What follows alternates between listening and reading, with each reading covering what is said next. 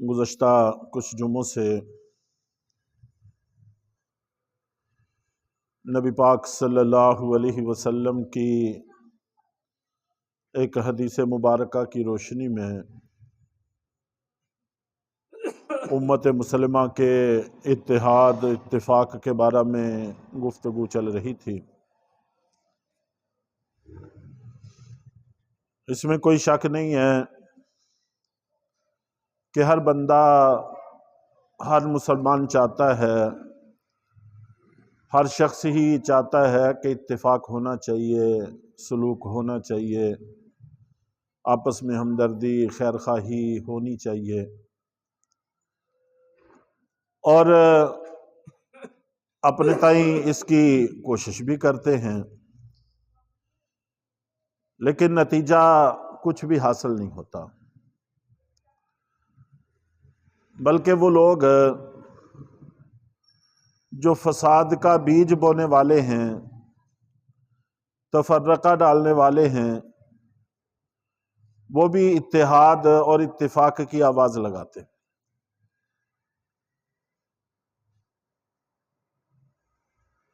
اس لیے قرآن و حدیث کی روشنی میں غور فکر کرنا ضروری ہے کہ اتفاق، ہمدردی، خیر خواہی کی اصل بنیادیں کیا ہیں۔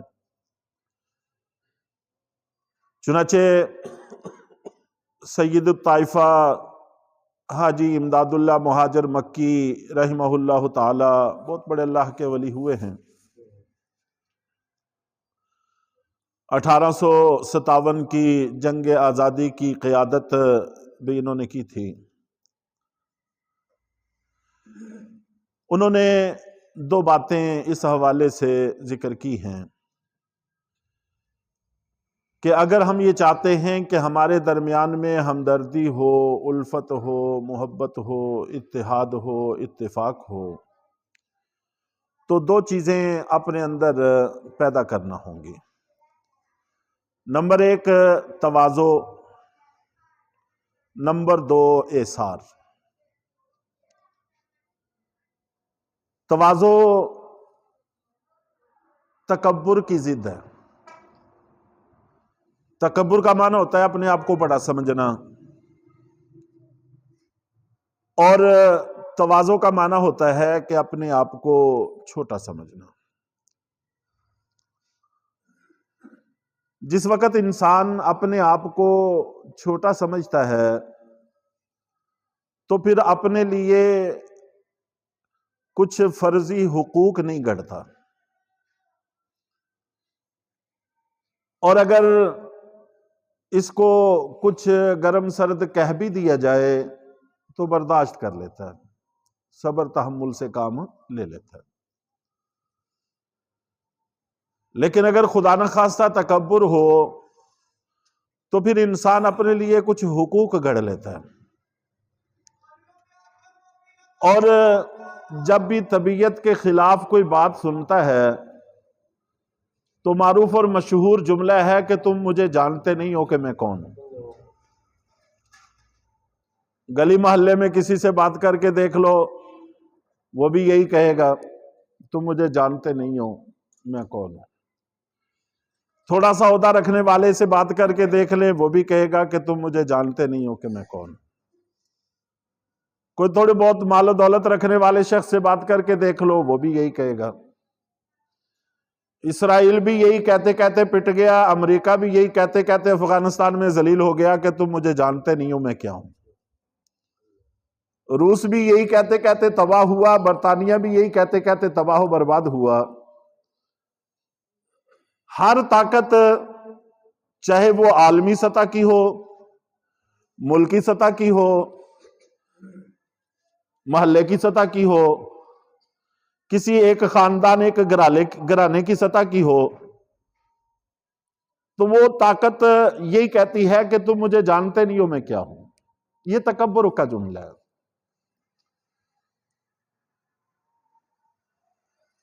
اس لیے جہاں تک ممکن ہو سکے اپنے اندر تواضع اور انکساری پیدا کرنی چاہیے۔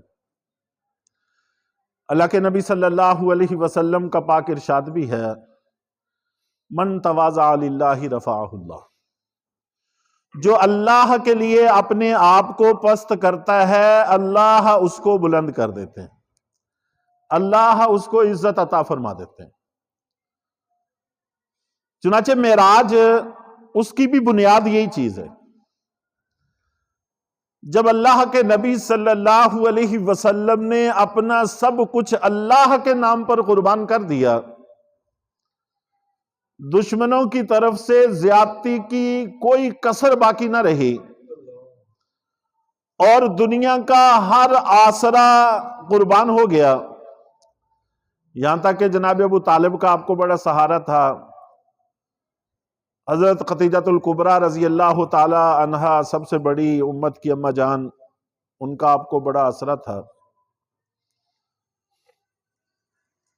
اس امت میں دو فرد ایسے ہوئے ہیں کہ جن کے مال نے اللہ کے نبی صلی اللہ علیہ وسلم کو فائدہ دیا اور آپ پر خرچ ہوا سارا کا سارا۔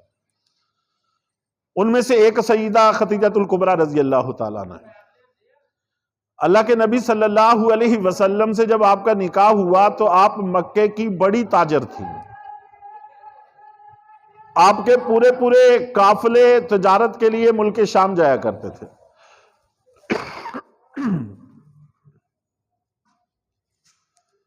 اور دوسرے سیدنا صدیق اکبر رضی اللہ تعالیٰ بہت بڑے تاجر تھے، اور حضرت ابوبکر صدیق رضی اللہ تعالیٰ عنہ تو کہتے ہیں کہ میرا مال آپ پر خرچ ہو یہ ان چیزوں میں سے ہے جو مجھے سب سے زیادہ پسند ہے، چنانچہ خرچ بھی کیا۔ تو بہرحال سیدہ خدیجۃ الکبریٰ رضی اللہ تعالیٰ عنہ کا گھر میں آپ کو بڑا آسرا تھا، تسلی دیتی، دل بہلاتی۔ یہ بھی آسرے چھن گئے جب ہر چیز اللہ کے نام پر قربان ہو گئی، تو پھر اللہ نے اٹھایا، آپ نے تواضع کی انتہا کی، میرے اللہ نے آپ کو بلند کرنے کی انتہا کر دی، اتنا اونچا اٹھایا کہ لا مکان تک آپ کو لے گئے، عرش معلیٰ پر لے گئے جس کو لا مکان کہا جاتا ہے، اور آمنے سامنے آپ نبی پاک صلی اللہ علیہ وسلم اور رب ذوالجلال کی ملاقات ہوئی۔ تو تواضع بڑی چیز ہے، جتنا عہدہ بڑھتا چلا جائے، جتنے اختیارات بڑھتے چلے جائیں، جتنا مقام اور مرتبہ بلند ہوتا چلا جائے، اتنا ہی آدمی جھکتا چلا جائے، ثمر آور ہونے کی علامت ہے۔ اور اگر خدا نخواستہ جھکنا نہیں ہے تو یہ پھر ٹھیک نہیں۔ تو حاجی امداد اللہ مہاجر مکی رحمۃ اللہ علیہ فرماتے ہیں کہ تواضع اپنے اندر اگر پیدا کر لی جائے تو اس سے معاملات آسان ہو جاتے ہیں۔ کسی خانقاہ میں اپنی اصلاح کروانے کے لیے ایک صاحبزادے شہزادے آئے، اور جو اللہ والے تھے ان کی نظر بڑی تیز ہوتی ہے، وہ سمجھتے ہیں کہ اس کے اندر سے شیطان اور نفس اور تکبر کیسے نکلے گا۔ چنانچہ استبل میں ان کی ڈیوٹی لگا دی کہ یہاں تمہاری خدمت کی ذمہ داری ہے۔ کچھ وقت گزرنے کے بعد پھر بطور امتحان کے وہاں جو صفائی کرنے والی تھی اس کو کہا کہ ان کے پاس سے گزرنا اور پاؤں پھسلنے کے بہانے کچھ تھوڑا سا کوڑا کرکٹ ان پر گرا دینا، گندگی تھوڑی سی ان پر گرا دینا، پھر جو کچھ وہ کہیں مجھے بتانا۔ چنانچہ کام والی نے ایسا ہی کیا۔ تو جب تھوڑا سا کوڑا کرکٹ اوپر گرا، شہزادے تھے، صاحبزادے تھے، نوابی کی زندگی گزاری تھی، تو کہا تو کچھ نہیں، لیکن زبان سے اتنا ضرور کہا کہ شکر کرو کہ تم ہمارے علاقے میں نہیں تھی، وگرنہ میں تمہیں بتاتا کہ کیسے کوڑا کرکٹ گرایا جاتا ہے۔ تو اس نے جا کر بتایا تو وہ اللہ والے سمجھ گئے کہ ابھی بات بنی نہیں ہے، ابھی چاول کچے ہیں۔ کچھ عرصہ اور بیت گیا، پھر کہا کہ چلو اب گرانا، اب دیکھتے ہیں کہ کیا ہوا۔ تو پھر گرایا تو اب زبان سے کوئی جملہ نہیں بولا، پہلے تو دھمکی دی لیکن اب زبان سے کچھ نہیں کہا، لیکن آنکھیں بہرحال پھر بھی نکالیں، آنکھیں نکالیں۔ تو کہنے لگے کہ بہرحال بہتری تو آئی ہے لیکن ابھی دم تک نہیں پہنچے، چاولوں کی دیگ ابھی دم تک نہیں پہنچی۔ تو کچھ وقت اور گزرا، پھر کہا کہ اب گرانا، اب اوپر گرایا گیا تو وہ فوراً اٹھے اور عورت کو بھی اٹھایا، اس کا کوڑا بھی صاف کیا، اور ساتھ کہا کہ جو آگ کا اہل تھا اس پر صرف راکھ گری ہے، جس پر آگ گرنی چاہیے تھی اس پر صرف راکھ گری ہے، تو اللہ کا شکر ہے کہ اس مالک نے نجات بخشی اور عنایت بخشی، نرمی سے کام لیا، اور ساتھ اس سے پوچھا کہ چوٹ تو نہیں لگی، تمہیں کوئی مسئلہ تو نہیں ہوا۔ اب وہ شیخ سمجھ گئے کہ اب چاول پک گئے ہیں، اب خوشبو مہکنے لگی ہے۔ تو اتنی آسانی سے اندر سے یہ نکلتا نہیں ہے، تکبر آسانی سے نکلتا نہیں ہے، ماہرین کے پاس جانا پڑتا ہے، ان سے علاج کروانا پڑتا ہے، پھر جا کر بڑے مجاہدوں کے بعد نکلتا ہے۔ تو بہرحال جس وقت ایثار پیدا ہو جاتا ہے، جس وقت تواضع پیدا ہو جاتی ہے، تو پھر انسان سنور جاتا ہے، اور پھر لڑائی جھگڑے دنگے فساد یہ چیزیں پیدا نہیں ہوتی، وجود میں نہیں آتی۔ تو موضوع بھی ہمارا کئی جمعوں سے یہی چل رہا تھا کہ اتحاد تو ہونا چاہیے، اتفاق ہونا چاہیے، ہر بندہ ہی یہ چاہتا ہے، لیکن اس کو پیدا کیسے کرنا ہے؟ تو اب قرآن اور حدیث کی روشنی میں ہم یہ سمجھنے کی کوشش کر رہے ہیں کہ اس کو کیسے پیدا کرنا چاہیے۔ تو سب سے پہلی بات جو اس حوالے سے عرض کی گئی وہ یہ تھی کہ اپنے اندر تواضع پیدا کرنی چاہیے۔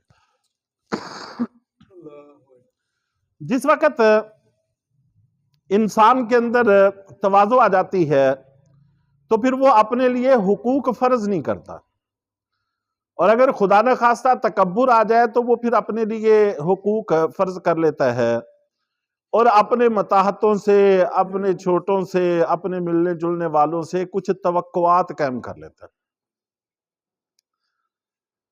یہ بھی جملہ ہم اور آپ اکثر سنتے بھی رہتے ہیں، کہتے بھی رہتے ہیں کہ تم سے یہ توقع نہیں تھی، فلاں سے یہ توقع نہیں تھی، اس نے میرے ساتھ یہ کیا، مجھے اس سے یہ توقع نہیں تھی۔ جس کو گلہ کہتے ہیں، شکوہ کہتے ہیں، شکایت کہتے ہیں، مختلف نام ہیں، بات وہی ہے، ایک ہی ہے۔ تو توقعات قائم کر لی جاتی ہیں۔ جب بندہ توقعات پہ پورا نہیں اترتا تو پھر گلہ پیدا ہوتا ہے، شکایت پیدا ہوتی ہے، شکوہ پیدا ہوتا ہے، اسی سے لڑائی جنم لیتی ہے، فساد وجود میں آتا ہے۔ نہ تکبر ہو اور نہ اپنے لیے کچھ حقوق وضع کیے جائیں، نہ توقعات قائم ہوں، تو خود ہی معاملہ آسان ہو جائے گا۔ چنانچہ اللہ کے نبی صلی اللہ علیہ وسلم دعا مانگا کرتے تھے باقاعدہ، اپنی امت کو بھی اس دعا کی تلقین فرمائی ہے، اللہم اجعل فی قلبی رجاءک، اے اللہ میرے دل میں صرف اپنی امید پیدا فرما، آپ سے مجھے توقعات ہوں، آپ سے مجھے امیدیں وابستہ ہوں، یہ میرے دل کے اندر پیدا فرما۔ وقتا رجائی امن سواک، اور اپنے علاوہ ہر کسی سے امید منقطع کر دے، کسی کی امید کسی سے توقعات وابستہ نہ ہو۔ جب توقعات صرف اللہ سے ہوں گی، اللہ کے علاوہ کسی سے نہیں ہوں گی، پھر غیر متوقع طور پر اگر کوئی اچھائی پہنچ جائے گی تو خوشی ہوگی، مسرت ہوگی، اور اگر نہیں پہنچے گی تو کوئی گلہ نہیں ہوگا۔ چنانچہ یہی وجہ ہے کہ دشمنوں سے کوئی شکایت پیدا نہیں ہوتی، دشمنوں سے جنگ تو رہتی ہے، لڑائی تو رہتی ہے، لیکن شکایت کوئی نہیں ہوتی کہ مجھے ان سے یہ توقع تھی، مجھے ان سے یہ امید تھی۔ مجھے ان سے یہ معاملہ تھا، ایسا کچھ نہیں ہوتا۔ اور بیگانوں سے بھی انسان کو ایسی توقعات نہیں ہوتی جس کی وجہ سے ان سے گلے شکوے بھی پیدا نہیں ہوتے۔ اپنے گھرانے کی حد میں، اپنے خاندان کی حد میں، گلی محلے کی حد میں ہم ایک دوسرے سے بہت ساری توقعات قائم کر لیتے ہیں، توقعات وابستہ کر لیتے ہیں۔ جب وہ توقعات پوری نہیں ہوتی تو پھر گلہ پیدا ہوتا ہے، شکایت پیدا ہوتی ہے، شکوہ پیدا ہوتا ہے، فساد آتا ہے، لڑائی ہوتی ہے، ناراضگیاں ہوتی ہیں، پھر اسی سے آگے بہت سارے گناہ جنم لینا شروع ہوتے ہیں۔ غیبت ہوتی ہے، بہتان ہوتا ہے، جھوٹ ہوتا ہے، قدورتیں آتی ہیں، یہ سارے کبیرہ گناہ ہیں۔ تو اس کی جڑ ہی کو ختم کیا گیا ہے کہ اپنے اندر تواضع پیدا کرو، اس کی ضد تکبر پیدا ہی نہ کرو۔ جب تکبر پیدا نہیں کریں گے تو اپنے لیے کچھ حقوق بھی فرض نہیں ہوں گے، جب حقوق فرض نہیں ہوں گے تو پھر دوسروں سے توقعات بھی وابستہ نہیں ہوں گی۔ تو ہمارے نبی صلی اللہ علیہ وسلم یہ دعا کثرت سے مانگا کرتے تھے، ہمیں بھی یاد کر لینی چاہیے۔ عربی میں نہ یاد ہو تو اپنی زبان میں ہمیں یہ دعا مانگ لینی چاہیے، اللہ کی ذات ہر زبان سمجھتی ہے، کہ اللہم اجعل فی قلبی رجاءک وقطع رجائی امن سواک۔ اے اللہ میری تمام توقعات اور امیدیں صرف آپ کی ذات سے وابستہ ہوں، اور آپ کے علاوہ جتنی بھی مخلوقات ہیں ان سے میری توقعات کو منقطع کر دیں۔ ہماری ضرورتیں ایک دوسرے سے متعلق ہیں، ایک دوسرے سے وابستہ ہیں، لیکن اسباب کے درجے میں پیچھے کار فرما اللہ کی ذات ہے، اس لیے توقعات کا رشتہ صرف اللہ سے قائم رکھنا چاہیے۔ ایک دوسرے سے کہنا سننا معاملات یہ اسباب کے درجے میں ہونا چاہیے، اس کو حقیقت کا روپ جب ہم دے لیتے ہیں تو پھر مسائل کھڑے ہوتے ہیں۔ تو اللہ کرے جو بات میں سمجھانا چاہتا ہوں وہ سمجھانے میں کامیاب ہو سکا ہوں۔ تو بہرحال یہ اللہ کے نبی صلی اللہ علیہ وسلم نے ہمیں دعا سکھائی ہے اور ہمیں اس کا اہتمام کرنا چاہیے۔ تو ایک تو وہ بات یہ فرماتے ہیں کہ اپنے اندر تواضع پیدا کی جائے، اور دوسری چیز ایثار۔